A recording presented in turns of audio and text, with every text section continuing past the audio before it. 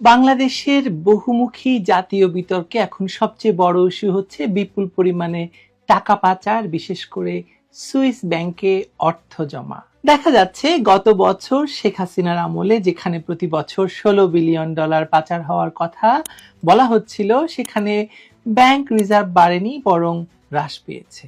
দুদিন আগে একটি ভিডিও করেছিলাম এ বিষয়ে, আপনাদের মনে থাকবে। অনেকেই সেখানে মন্তব্য করেছেন, অনেকেই বিরূপ মন্তব্য করেছেন, গালাগালি করেছেন, বিশেষ করে সরকারের পক্ষ নিয়ে আমি আওয়ামী লীগের দালাল, অনেক কিছু বলেছেন। অথচ এখন কি জানানো হচ্ছে জানেন? 2024-25 সালে সুইস ব্যাংকে বাংলাদেশিদের জমা হওয়া অর্থ বেড়েছে 23 থেকে 33 গুণ, যা 2023 সালে ছিল 17 থেকে 26 মিলিয়ন সুইস ফ্রা, আর 2024 সাল শেষে প্রায় 598 মিলিয়ন ফ্রা, যা কিনা 8,932 কোটি হয়েছে এখন, মানে টাকায়। এই তথ্য একরকম স্বীকার করছে যে টাকা দেশে নেই, চলে গেছে সুইস ব্যাংকে। বিশেষ করে এটি প্রতি বছর 12 থেকে 14 বিলিয়ন ডলারের সমতুল্য রিজার্ভে না গিয়ে বেরিয়ে যাওয়ার প্রমাণ বহন করছে। অনেকেই মন্তব্য করেছেন ডক্টর ইউনূসের সরকার বিগত সরকারের ঋণ পরিশোধ করেছে, তাই রিজার্ভের টাকা জমেনি। তবে এটা কতিপয় ভুল বোঝানোর মতো ব্যাপার। শেখ হাসিনার আমলে কি ঋণ পরিশোধ হয়নি? কখনো ডিফল্টার হতে দেখেছেন? শেখ হাসিনার আমলে বরং বাংলাদেশ কখনো দেনাদেনির কারণে জাতীয় ডিফল্টে যায়নি। সরকার সময় মতো ঋণ পরিশোধ করেছে এবং টেকসই অর্থনীতির সক্ষমতা দেখিয়েছে, উন্নয়ন করেছে, পদ্মা সেতু করেছে, অনেক কিছু করেছে, যেগুলো গতকাল বলেছি। আসলে এই ভিডিওটা আমি করতাম না। এই ভিডিওটা এই কারণে করছি যে আমি বলেছিলাম রিজার্ভে টাকা জমা না হয়ে টাকাটা কোথায় জমা হচ্ছে? নাপার ফান্ডে গেছে। নাপার ফান্ড কোথায় গেছে সেটাই বলছি আজকে। ফলে রিজার্ভ কমার কারণ ঋণ পরিশোধ, এই যুক্তি হাস্যকর এবং ভিত্তিহীন।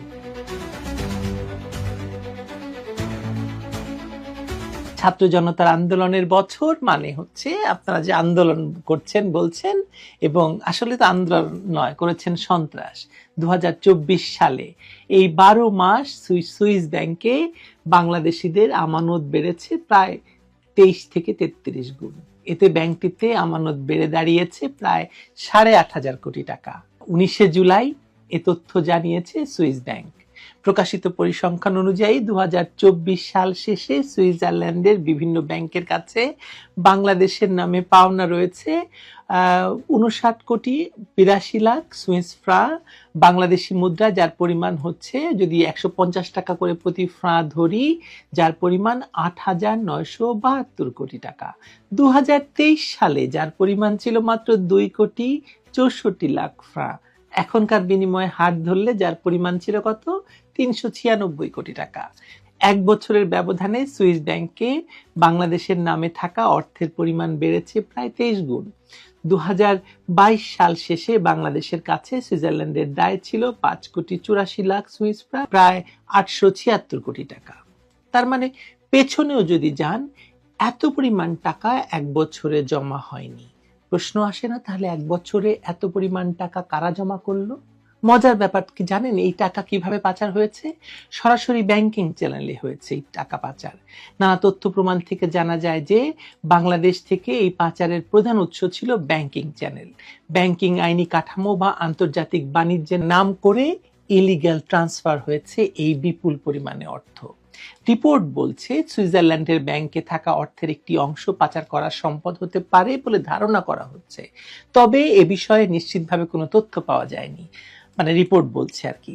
কয়েক বছর ধরে সুইজারল্যান্ড বার্ষিক ব্যাংকিং পরিসংখ্যান প্রকাশ করছে। বাংলাদেশের আর্থিক গোয়েন্দা ইউনিট বা BFIEU, যেটা বাংলাদেশ ব্যাংকে যার মানে দপ্তর, তারা বলছে, বা তারা সুইজারল্যান্ডের AFIEUর সঙ্গে কয়েক দফা যোগাযোগও করেছিল, কিন্তু ব্যক্তির তালিকা সম্বলিত কোনো তথ্য তারা দেয়নি। আমার ধারণা বাংলাদেশ ব্যাংকের কাছে এই তথ্য আছে। বাংলাদেশ ব্যাংক জানে কিভাবে এই টাকা গেছে, বাংলাদেশ থেকে গেছে। বাংলাদেশ থেকে টাকা পাচার হয়ে যাবে আর বাংলাদেশ ব্যাংক জানবে না? এটা হয় না। এর আগেও তাই হয়েছে, এখনো তাই হচ্ছে। সুইজারল্যান্ডের পক্ষ থেকে বলা হয়েছিল অবৈধভাবে কেউ অর্থ নিয়ে গেছে এমন প্রমাণ সরবরাহ করলে তারা তথ্য দেওয়ার ক্ষেত্রে সহযোগিতা করতে পারে। ওদিকে রিজার্ভের বর্তমান অবস্থা কি? রিজার্ভের বর্তমান অবস্থা বলি। বর্তমানে দেশের রিজার্ভ দাঁড়িয়েছে মাত্র $20 বিলিয়ন ঘরে, যা 2024 সালের 5 আগস্ট শেখ হাসিনার ক্ষমতা পতনের দিনও প্রায় $21 বিলিয়ন ছিল। মানে তার তুলনায় তো কম, তাই না? এখন 1 বিলিয়ন কমে গেছে। অথচ 2023 সালে রিজার্ভ ছিল 24-25 বিলিয়নের মতো। অর্থাৎ বিগত 1 বছরের মধ্যে রিজার্ভ প্রায় $4-5 বিলিয়ন কমে গেছে। তার মানে এই টাকা এখন আছে সুইস ব্যাংকে। কে জানে, এনসিপি না নাপার পান্ডাদের টাকায় হয়তো এখানে জমা করেছে, আমরা জানি না। আপনারাই বিচার করেন। আমি যে বলেছিলাম প্রতি বছর $16 বিলিয়ন শেখ হাসিনার সরকারের আমলে পাচার হওয়ার কথা বলা হয়েছিল, তা বিগত 11 মাসে রিজার্ভে ফিরে আসার কথা।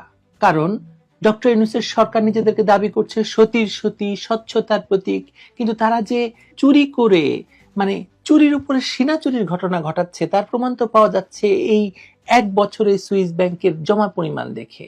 মনে রাখতে হবে যে দেশে এখন আওয়ামী লীগ নেই, আওয়ামী লীগের নেতাকর্মীরা নেই, আওয়ামী লীগের ব্যবসায়ীরা নেই, কেউ নেই। ফলে আওয়ামী লীগের কারো পক্ষে তো এই টাকা বাংলাদেশ ব্যাংক থেকে পাচার করা সম্ভব নয়। সম্ভব কি? তার মানে কারা পাচার করছে? কারা আবার এই নাপা, এই জুলাই সনদ, এই জাতীয় সাংবিধানিক কাউন্সিল করার জন্য দিনরাত যারা পরিশ্রম করছে তাদের একটা পারিশ্রমিক আছে না? সেই টাকাই তারা নিচ্ছে এবং সেই টাকা তারা পাচার করছে। যারা ব্যাংকগুলোকে, মানে আওয়ামী লীগ সরকারকে হটিয়ে ব্যাংকগুলোর দখল নিয়েছে, ব্যবসা বাণিজ্যের দখল নিয়েছে, বাড়ি ঘরের দখল নিয়েছে, সেই টাকা তো কোথাও না কোথাও তাদের রাখতে হবে। বাংলাদেশে তারা রাখতে পারেনি, তারা পাঠিয়ে দিয়েছে বাংলাদেশ ব্যাংকের মাধ্যমে সুইস ব্যাংকে। তার মানে যাহা বলি তাহা সত্য বলি, এটা বোঝানোর জন্যই, এটা আপনাদের কাছে প্রমাণ করার জন্যই আজকের ভিডিওটি করলাম। ভালো থাকবেন, খোঁজ নিন, না পায় আপনাদের কেউ আছে কিনা, তার টাকা কোথায় আছে। ভালো থাকেন।